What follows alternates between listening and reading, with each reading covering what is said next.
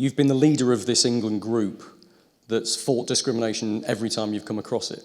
You know, you came very close to walking off the pitch when you faced racism in the past. Did you want to go further? Did you want to have more than just a show of a symbol on your arm? And was it difficult to do that, and were you frustrated by it? Give us an idea of how the discussions went with some of the other captains. Yeah, look, I think I had a discussion with Christian. Obviously, he's not the captain of Denmark, but me and Christian have spoke, and then obviously Hugo at Spurs, and it was about coming together, and I think being together sends a bigger message rather than just people doing individual stuff. I think, like you touched on a bit there, there's only, I think, so much the players can actually do. I think by wearing the armband on the biggest stage in the world, and one of the most televised events in the world, will have an impact.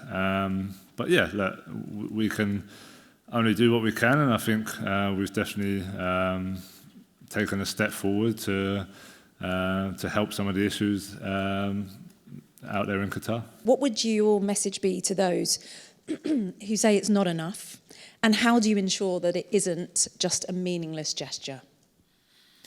I think that we've done a lot of research. The FA have held countless meetings with the NGOs, with the migrant workers in Qatar.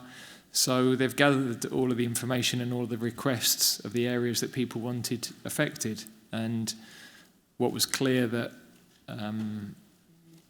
there is a limit to what can be achieved, but talking about the issues and raising the issues and putting them on the table is the vehicle that, as people involved in sport, we've used in the past, and is what we're trying to do this time. So,